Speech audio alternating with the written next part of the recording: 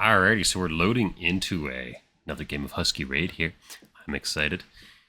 Today, I was thinking about talking a bit more about social media and specifically about the future of social media. What's going to happen, or at least what I think is going to happen, or what I think is going on. Something like that. Yeah, let's give it a shot, see how it goes. So, basically, I think that still to this day, I've seen a ton of stuff on social media over the years, and still to this day, I don't think anybody is really using it to its full potential, right? We're only dealing with the first couple generations of people who have actually grown up with this as a tool, with the ability to use it on a regular basis. And it's kind of loony to think about it, but, really, there just isn't that much respect in certain places and certain groups for the power that this sort of medium has. And I think we're just going to see that change, and it's going to continue to evolve in all sorts of remarkable and amazing ways. Speaking of that, I am looking for something. And there's nothing going on. Am I just going to grab this spike? Yes, thank you very much. Oh, and immediately annihilated. That's how it works. Yeah, fair enough. There you go. So, what do I think is going to happen with social media? People are going to keep on innovating in all sorts of interesting ways, but I think the easiest thing to do is to look at what's happened already and to look at what's going on right now and just try and keep, predicting that forward as best as we can. And one of the hugest changes that I've seen recently with social media, disappointing, has of course just been bots, right? The way that a sort of fake accounts and robots and AI, if that's what you want to call it, all these things have just like proliferated and gotten way smarter and more capable. When I was a kid, there were all sorts of people posting silly comments and copying things over and over again, but most of the time you were relatively sure that they were real people. Every now and then you would run against sort of like, you come across like a scourge of bots. There would be like a wave, and everybody like, oh, this is something that exists, and they would be promoting some product or doing something silly, and whatever it was. And then pretty quickly, however, whatever platform it was occurring on, double, would be shut down, right? And then it would be shut down, and then that set of messaging would become sort of an early meme, and then it would disappear. There's all sorts of examples of this. The Coney 2012 thing is a great one that occurs to mind, right? It was literally in 2012. Everybody was pasting it. It was the first meme that I remember that really sort of like leapt into real life, because all of a sudden people were writing it. Like, I know this happens for memes much more commonly now, but people were like doing Coney 2012 graffiti and writing it on stickers and putting them on poles and that sort of thing. And it was, that was a level of reach for the internet at that time that nobody had ever really been that familiar with before. The idea that this thing could have that sort of power, that sort of actual impact in the real world, that really is a remarkably recent phenomenon. And 2012 is kind of a key date to think of, to keep in mind, which is, 12 years ago.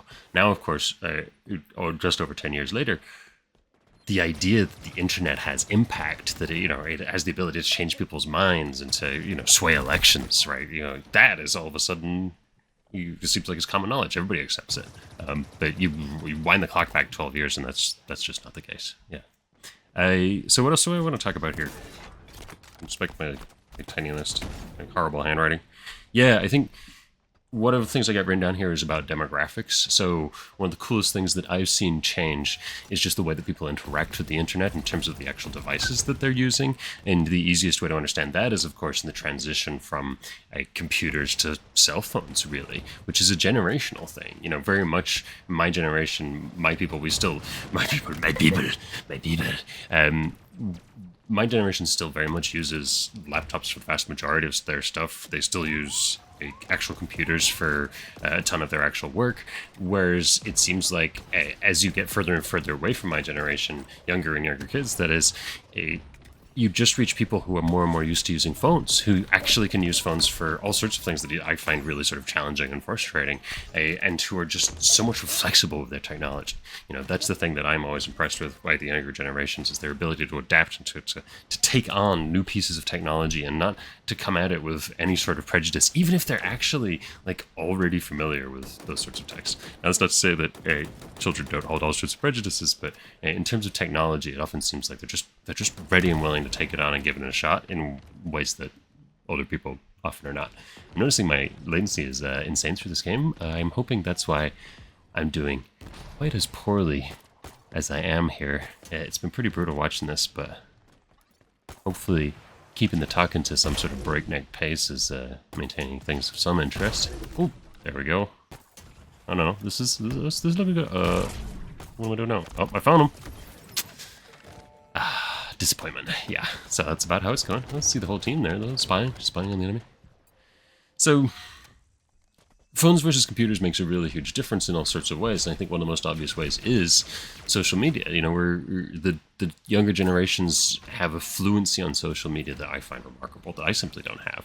You know, they communicate in meme, they come up with their own ideas for these things on such a regular, rapid basis, and they're pulling ideas from all sorts of different places, and it's incredibly like syncretic and like reactive and fluid and organic, and something that I'm really impressed by in so many ways. Like the simplest thing for me to compare it to is some sort of remix culture where you're constantly taking other pieces of music, other people's music, and figuring out ways to reinterpret them, to put your own sort of spin on them, to change them into your sort of genre, whatever it is. And I think when people first saw that sort of thing, they were scared of it. The idea that you were taking something and making something that was really similar to it, but not quite the same. You know, obviously, there's a lot of opportunity for abuse there.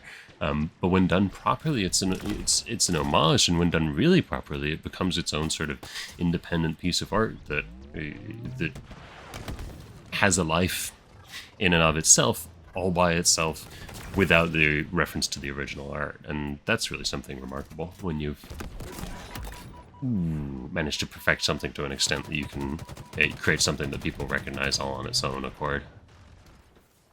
Alright, well that was a good shot. So let's see if I can get something going here a little bit. Wham!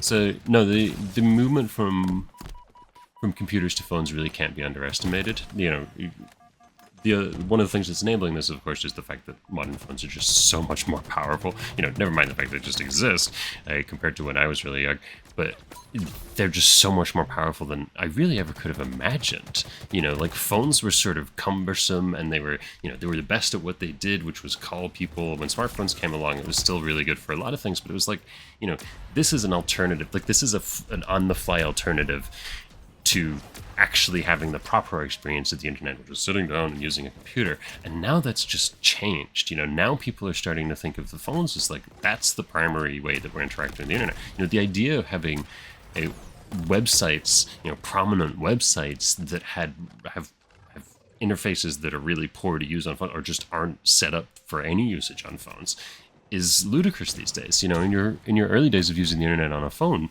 you had to like view on a tiny screen, the full like desktop web page, and often it was just unreadable. And then, you know, one of the things, like Google, of course, we picked up pretty fast, was an early adopter for all sorts of reasons, including obviously Android. And one of the things I used to do back in the day was type into Google. I used an iPhone. An iPod Touch it was, technically. But I would search, you know, a website's name and then iPod, or a type of website like videos on iPod, or whatever it is, just to try and find stuff that was actually compatible with the device at the time. You know, now of course it's totally taken over, all of that infrastructure is there. But this is one of the things that, of course, I think is really taken for granted by this newer wave of internet users, is that there is all this infrastructure. There's all these things around. There's social media that has been massive and died, and that's a crazy concept to me. You know, the idea that there's been an entire sort of wave of social medias, you know all their names, that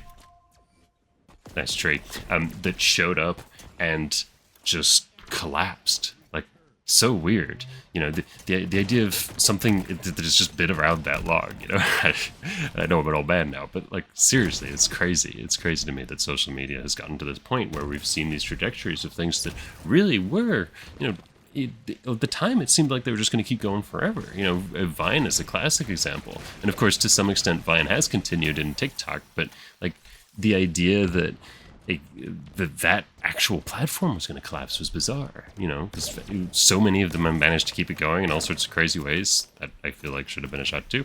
You know, Facebook continues to last, like all sorts of horrible scandals, yada yada. They just continue to roll, and yet some of them just fell apart into tiny little pieces. Well, I think the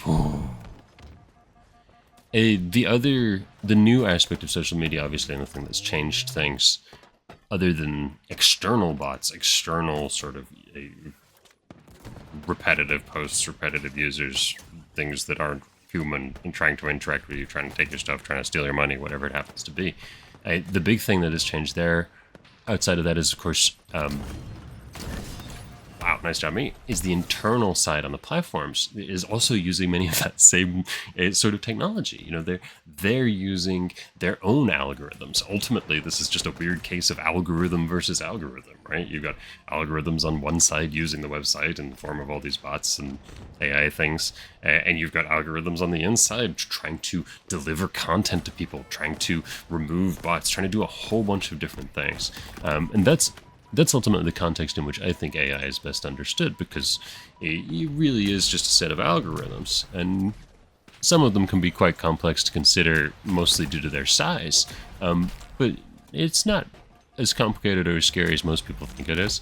And I think, to be honest, that's one of the overall messages that I go for in life in general, is just that, you know, whatever thing, whatever challenge you think you are facing, it's probably not that bad once you actually wade in and start doing it. Once you take the shot. You know, a lot of people, me especially, are just sort of, you know, crippled by anxiety or by nervousness about what's going to occur in the future, and, you know, by an unwillingness to take the first step and the first gamble and just try something new, like talking over video games. You know, something like that, right? You know, ultimately you just got to give it your best. You got to try really hard, and, you know, put whatever resources into it you can, and put as much effort into it as you can, and see where it takes you. But it's also about, you know, choosing things that you think are interesting bets. And I've, you know, been interested in social media for a really long time. I think it is cool and bizarre and weird, and it's this fascinating way to present a story and to produce a narrative and to demonstrate that you are highly mediocre at video games and all this other cool stuff. But it's also just interesting to be a part of this ecosystem, this crazy world that so many other people are also trying to explore. Yeah, that's sort of where I am today. Somehow we won this game. I didn't. Oh, I'd say good game at the end. Wow, I didn't bad manner my opponents. Good job, mate. That was a pretty mediocre set of gameplay, but let's find out how I did, and click through some more juicy Spartan points. Yeah, what do we got going on here? Nothing, absolutely nothing, no clue. Have a great... Oh, there it is, excellent. 1 steal, 25 kills, 25 deaths. And it's gone. See you later, and thanks so much for watching.